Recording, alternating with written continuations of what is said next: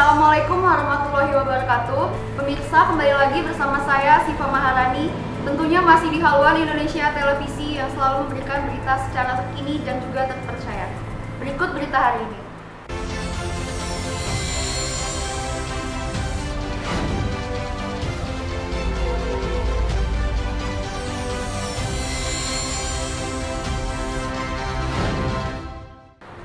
Berita pertama, 80% masyarakat Pekon Sukamarga, Kecamatan Suwoh, mulai mengembangkan buah kakao yang berpotensi cukup besar di sektor perkebunan.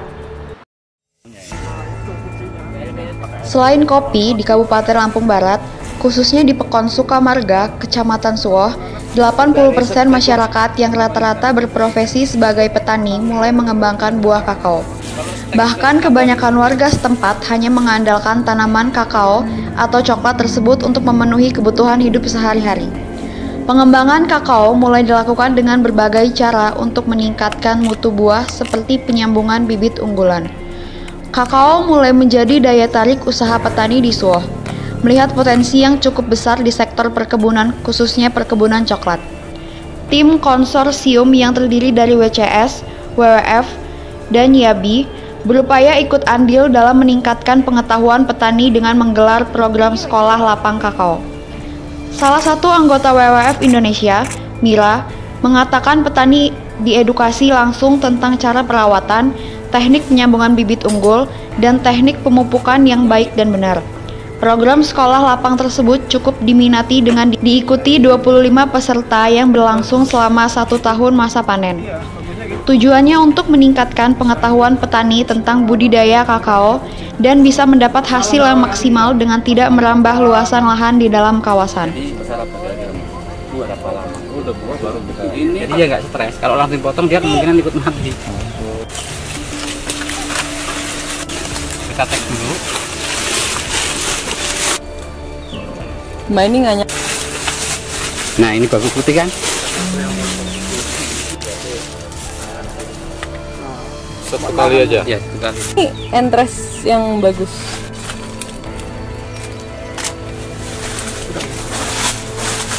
Aduh. Kalau orang di apa namanya samping tulang nggak kering. Sampai berapa lama? Sampai berapa lama? 1 bulan.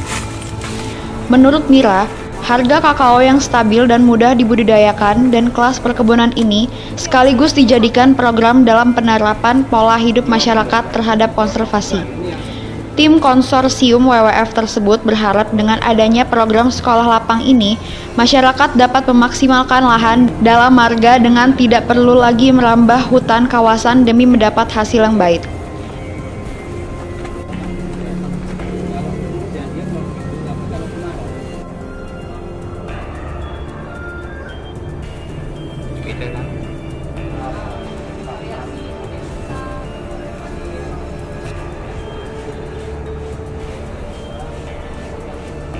Yang nyari makan 2 atau 3 dia kan gede.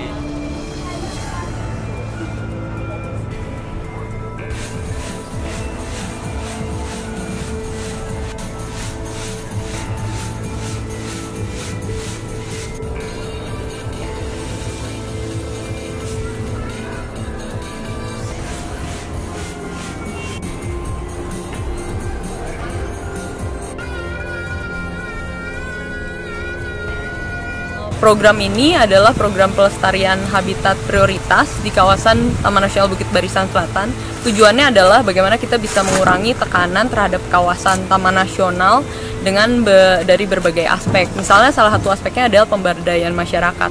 Di Sukamarga misalnya kebanyakan kakao juga potensinya sekitar 50 hektar menurut masyarakat yang ditanam di lahan di Desa Sukamarga.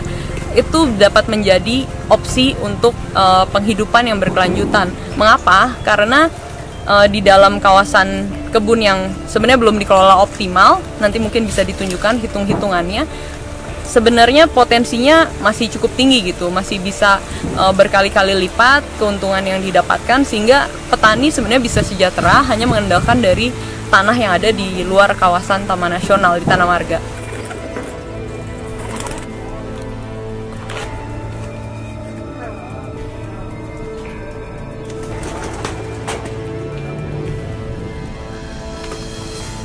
Dari Lampung Barat, Safri, Haluan TV Indonesia melaporkan. DPRD Kabupaten Mesuji menggelar rapat dalam rangka Rapelda Pertanggungjawaban Pelaksanaan APBD tahun anggaran 2019.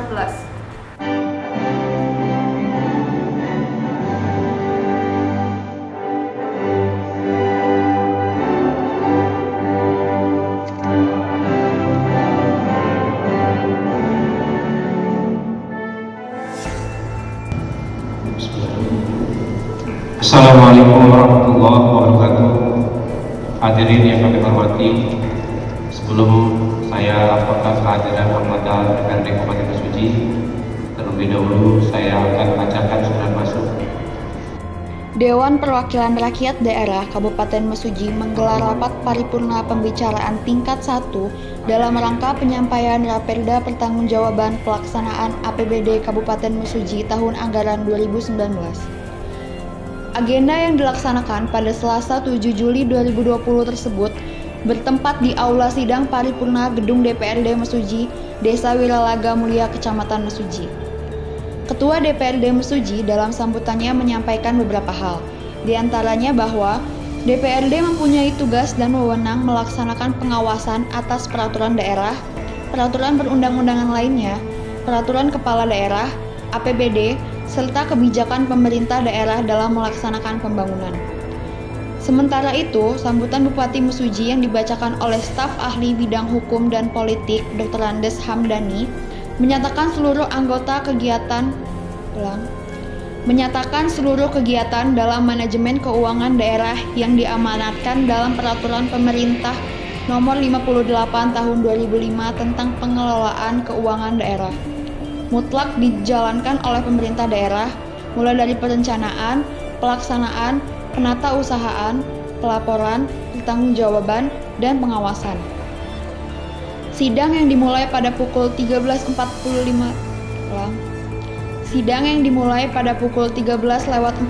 tersebut dihadiri oleh Ketua DPRD Mesuji, Haji Alfiana, Wakil Ketua 1 Yuliani Rahmi Safitri, Wakil Ketua 2 Bob Nasution, juga segenap jajaran fraksi-fraksi DPRD Mesuji, serta para petinggi organisasi perangkat daerah pemerintah Kabupaten Mesuji. Dalam rangka anggaran pendapatan dan belanja daerah Kabupaten Mesuji tahun anggaran 2019. Jumlah anggota DPRD Kabupaten Mesuji 35 orang, hadir 20 orang, tidak hadir 15 orang, tanpa keterangan 15 orang. Mesuji 7 Juli 2020. Dewan Perwakilan Rakyat Daerah Kabupaten Mesuji, Sekretaris Dr. Andes Hamdani. Puji dan syukur marilah senantiasa kita panjatkan kehadiran Allah Subhanahu wa Ta'ala, Tuhan yang Maha Esa dan yang Maha Kuasa, karena atas segala limpahan dan rahmatnya serta dan hidayahnya, sehingga pada hari ini kita masih diberi kesempatan dan kesehatan untuk menghadiri rapat paripurna pembicaraan tingkat 1 dalam rangka penyampaian Rapelda tentang pertanggungjawaban pelaksanaan APBD Kabupaten Mesuji tahun anggaran 2019. Laporan keuangan tersebut disusun dan disajikan sesuai dengan peraturan pemerintah nomor 71 tahun 2010 tentang standar akuntansi pemerintahan. Laporan keuangan tersebut telah menerapkan standar akuntansi pemerintahan berbasis akrual.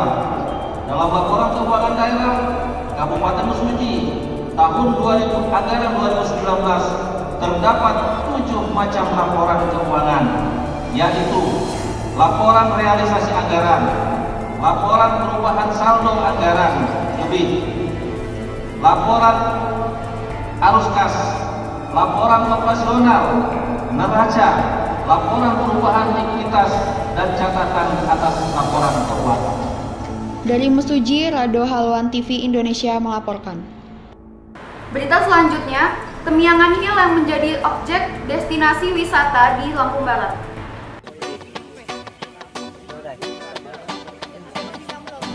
Wisata alam Temiangan Hill Negeri di Atas Awan sedot ratusan pengunjung setiap harinya. Kekayaan alam yang dimiliki Kabupaten Lampung Barat menjadikan kabupaten penghasil kopi terbesar di Provinsi Lampung tersebut salah satu tujuan wisata dari berbagai daerah. Kabupaten yang terbentuk pada tahun 1992 itu selalu menawarkan keindahan alam berbukit, menjadikannya selalu ada cerita baru untuk wisata. Dona dan Rika, pengunjung asal Lampung Utara, mengatakan Temiangan Hill Negeri di Atas Awan merupakan gumpalan awan berwarna putih yang bisa kita injak kaki. Ini bukan cerita dongeng atau film layar lebar, tapi ini nyata. Temiangan Hill namanya, atau sering disebut negeri di atas awan. Wisatawan akan merasakan dinginnya hembusan kabut saat menyentuh tubuh. Sementara Puput Puji Lestari, pengunjung asal Waitenong, mengungkapkan wisata baru tujuan pencinta olahraga ekstrim dan adrenalin. Namun bila ingin ke sini, wisatawan harus mempersiapkan mental dan fisik yang prima. Pasalnya, akses menuju Tamiangan bisa menggunakan kendaraan roda 2 yang akan diangkut oleh warga sekitar. Namun bila ingin menguji ketahanan tubuh, pengunjung bisa berjalan kaki dan mendaki sejauh 2 km. Wisata baru ini sudah mulai dibuka sejak 2 tahun lalu oleh kelompok sadar wisata desa tersebut. Dengan jumlah 14 anggota, Temiangan Hill berada di Desa Trimulyo, Kecamatan Air Hitam. Bu Kori, Kepala Desa Trimulyo, Kecamatan Air Hitam, menjelaskan agar bisa menikmati keindahan gumpalan awan putih dan terbitnya matahari dengan tingkat kedinginan mencapai 12 derajat Celcius pada pukul 5 pagi. Namun momen tersebut mulai ramai sejak pukul 6 sampai 8 pagi.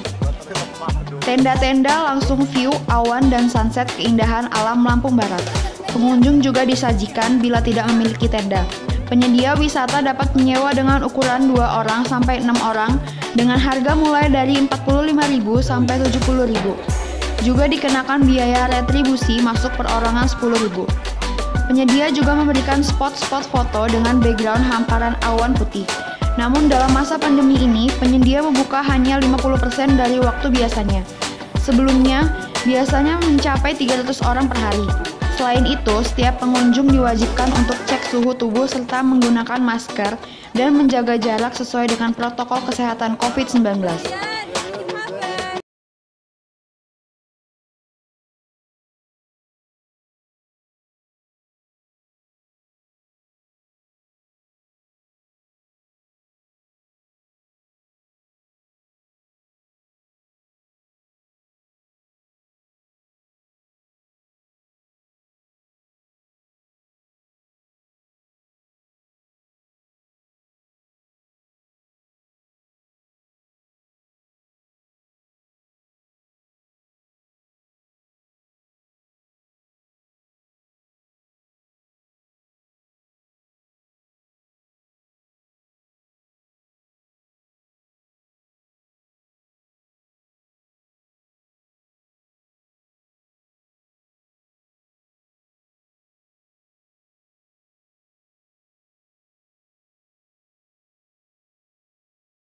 Awan-awannya, karena memang kita juga sih suka sih jalan-jalan ke alam, makanya pengen nyoba kesini. Lagi habis corona kan. Gimana? Tapi kalau memang yang suka adventure nggak bakal nyesel kesini. Jalannya lumayan. Dapet lah kalau untuk adventure, dan tempatnya juga dapet banget alamnya. Nyaman nggak di sini? Nyaman banget. Jadi nggak takut, kita lebih menyayangi sama alam. Bagus lah pokoknya. Jadi gimana tadi view-nya? Dapet nggak? Dapat lah view-nya. Tapi kalau mendung susah. Ya. Susah sih. Cuman ya kayaknya itu aja udah bagus ya. Apalagi kalau misalnya cerah dan kabutnya ini pasti lebih mantap banget. Untuk kocek yang dikeluarkan, Mbak? Cuma 10.000 sama bayar lapak 15.000. Kalau kita nggak bawa tenda 50.000 kan bawa tenda di sini. Pokoknya untuk orang-orang yang pencinta alam harus nyoba deh di sini. Kesini cuma berdua apa sama?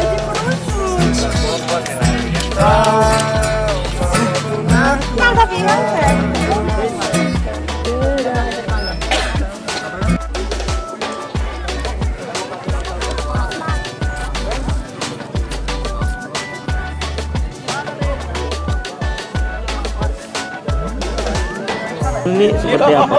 Sangat bagus sih, indah banget. Saya juga kan tahu dari sosial media. Pas datang ke sini memang tempatnya nggak mengecewakan. Terus juga di sini tiap harinya ramai juga sih katanya, kata penjaganya. Kesini dengan siapa Mbak? Dengan Puput. Ramean apa berdua? Oh, berlima sih, berlima. Kesini menggunakan kendaraan apa? Tadi jalan kaki. Kenapa Mbak kok bisa jalan kaki? Ya karena kan memang tujuan dari rumah itu mendaki kan. Jadi mau menikmati perjalanan aja. Itu lalu memang sudah ada himbauan dan terutama maklumat dari Kapolri ya tentang pembatasan kegiatan yang melibatkan orang ramai, makanya kita tutup. Nah, sementara ini kan eranya akan dibuka untuk new normal atau kenormalan baru. Makanya kita upayakan untuk sekarang ini destinasi wisata kita ini juga akan buka, tapi tetap menerapkan protokoler kesehatan. Kami sediakan banner-banner petunjuk untuk pengunjung. Kemudian pada saat pengunjung datang kita siapkan tempat cuci tangan dan sabun. Kita sediakan masker di sekretariat. Kemudian kita ukur suhu badannya dan lain sebagainya.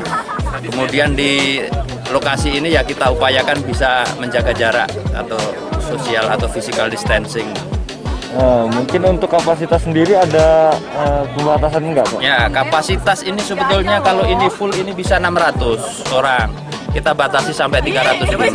Artinya setengahnya Pak ya? Ya, setengahnya. Kemarin pas rame itu malam minggu, seperti malam-malam seperti ini kan malam minggu, apalagi kalau suasana tidak hujan itu agak rame.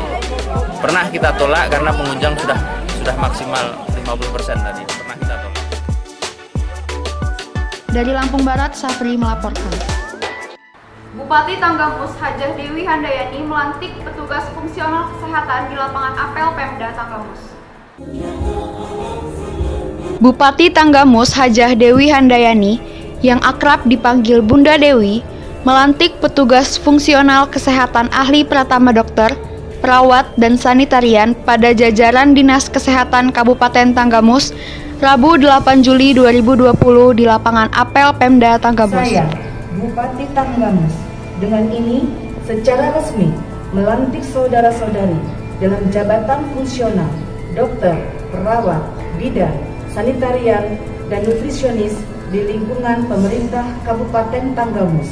Turut hadir juga Kepala OPD jajaran Pemda Tanggamus, PLT Sekda Sukisno, Kadiskes Taufik Hidayat, Kadis Kominfo Sabarudin, dan Asisten 3 John Vanessa. Pada sambutannya usai pelantikan, Bunda Dewi berharap dokter, perawat, dan sanitarian yang baru dilantik agar bekerja dan bertanggung jawab dengan sebaik-baiknya, menjalankan tugas yang sudah diamanatkan tetap pada protokol kesehatan. Mengingat Tanggamus dalam zona kuning terkait COVID-19 ini, tugas dan tanggung jawab bersama untuk mengubahnya. Sektor kesehatan di Kabupaten Tanggamus banyak yang akan dibenahi, terutama di bidang infrastruktur kesehatannya. Harus mendukung 55 aksi Bupati Tanggamus agar benar-benar dirasakan manfaatnya oleh masyarakat Kabupaten Tanggamus. Program Satu Pekon Satu Ambulans saat ini sudah mulai berjalan. Masih banyak lagi program kesehatan yang akan dilakukan dan diupayakan, bukan saja terfokus pada COVID-19, namun dalam segi kesehatan yang lain juga, seperti upaya pencegahan stunting. Kesehatan sangat penting untuk menunjang produktivitas kita. Kita dapat bekerja dengan baik jika kesehatan kita baik.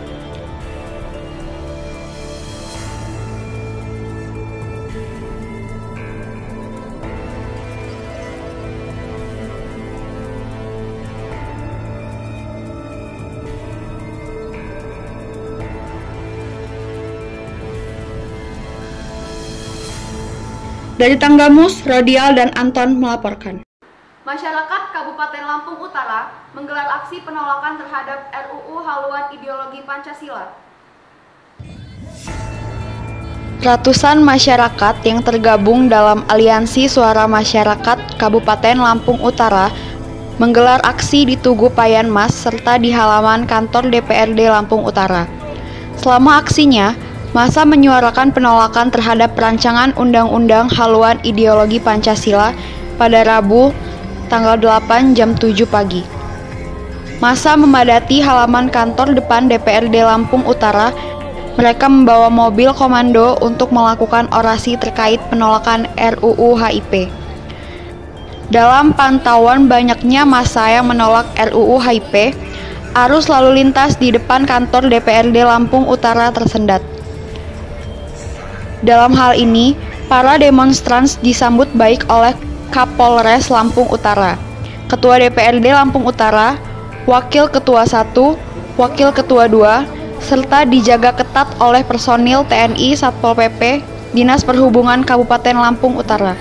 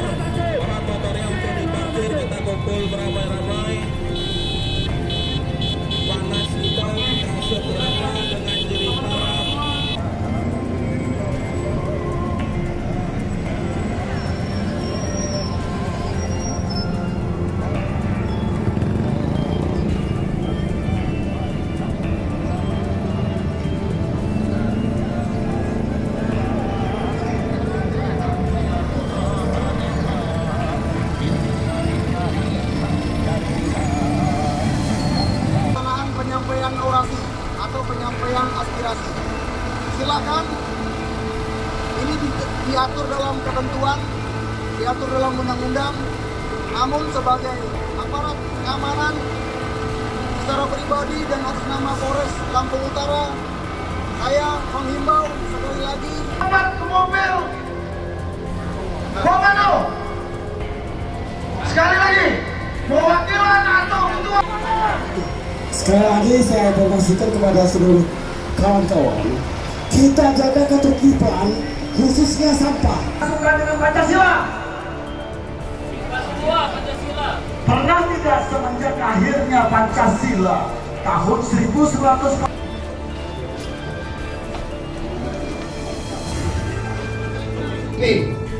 yang dibuat oleh DPR RI yang di dalamnya berisi muatan-muatan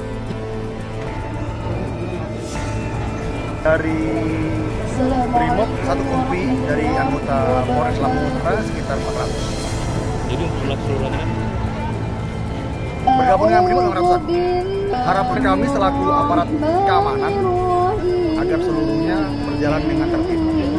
Tidak ada yang bersifat anarkis, tidak ada yang memancing sehingga terjadi ketidaktertiban yang dapat mengganggu keamanan khususnya di Kabupaten Lampung Utara. Kita sudah hari ini menerima apa yang menjadi aspirasi masyarakat Lampung Utara yang dari beberapa ormas, OKP, organisasi, partai, ada ulama yang hadir pada hari ini, yaitu menyampaikan aspirasi penolakan dan pencabutan rencana undang-undang HIP yang sekarang ada di DPR RI Pusat. Tugas DPR RI menyampaikan apa yang menjadi harapan masyarakat ini untuk disampaikan ke wakil kita yang ada di DPR RI. Ya, kita sudah sepakat, kita sudah tanda tangani untuk menolak dengan tegas RUU HIP dijadikan undang-undang. Karena di sini nggak ada domain saya juga, nggak ada hak saya memerintahkan anggota DPRD ini untuk menandatangani, ya kan ya. Maka saya sebutkan tadi Ketua DPRD Lampung Utara, bukan DPRD Lampung Utara ya. Tinggal artikan saja di situ, mohon kemaklumannya ya. Karena DPRD ini sebagian kecil dari birokrasi yang ada di Indonesia ini. Nah itu kan semuanya kurang lengkap ya. Dan itu kalau saya hanya selembar, nggak enak juga kita selembar. Maksud saya dibubuhkan apa yang menjadi tanda tangan kawan-kawan peserta aksi itu biar lengkap. Kalau selembar saja seperti tadi hanya statement aja itu kurang pas ya. Secepatnya ya. Untuk mengawal aspirasi daripada seluruh elemen ormas OKP yang ada di Lampung Utara, baik itu yang ada di Provinsi Lampung juga ikut untuk menolak dan HIP yang akan merusak ideologi. Tentang KPP siap mati, karena lahirnya Pemuda Pancasila itu tujuannya, kalau menurut Pemuda Pancasila itu mengawal Pancasila, NKRI dan Undang-Undang Dasar 45 sejak tanggal 28 Oktober tahun 59. Dari Lampung Utara, Oki Pratama melaporkan. Berita terakhir, Kabupaten Lampung Barat memiliki alat pendeteksi gempa berupa Warning Receiver System. Kabupaten Lampung Barat telah memiliki alat pendeteksi gempa bumi berupa Warning Receiver System untuk mengetahui lebih dini gempa skala besar atau kecil. Warning Receiver System yang merupakan bantuan dari pemerintah pusat, Badan Meteorologi, Klimatologi, dan Geofisika beberapa waktu lalu.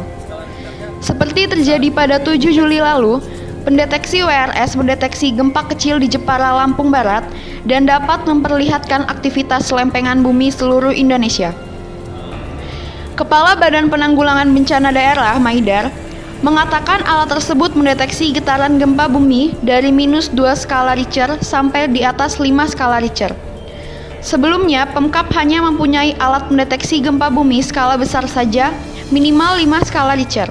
Dengan alat pendeteksi terbaru yang dimiliki Lampung Barat, BPD dapat memaksimalkan penyampaian informasi ke tengah-tengah masyarakat, khususnya Lampung Barat melalui sosial media seperti WhatsApp, Facebook, dan Instagram.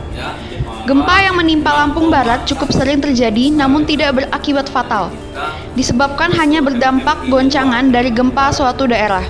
Terakhir, Lampung Barat diguncang gempa yang mengakibatkan 196 jiwa meninggal dunia pada tahun 1994 lalu. Sehingga dengan adanya alat pendeteksi, Pemkab sangat terbantu untuk memperkecil dampak gempa karena sudah dapat melakukan antisipasi. Nah, inilah fungsinya alat ini ya, WRS ini untuk mendeteksi titik-titik gempa yang ada di Indonesia. Nah, tapi bagi kita Lampung Barat sangat perlu. Kan berawal dari kecil itulah menjadi besar. Kadang-kadang kita nggak tahu-tahu sudah besar, kan gitu. Nah, nanti ini kalau kita sudah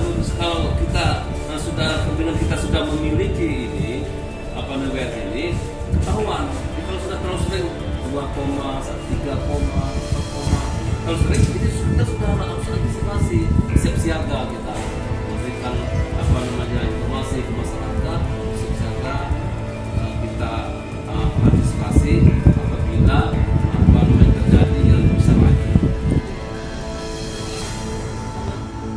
Dari Lampung Barat, Safri melaporkan. Sekian berita dari kami hari ini. Jangan lupa terus saksikan berita kami selanjutnya. Saya Siva Maharani dan segenap kru yang bertugas pamit undur diri. Wassalamualaikum warahmatullahi wabarakatuh.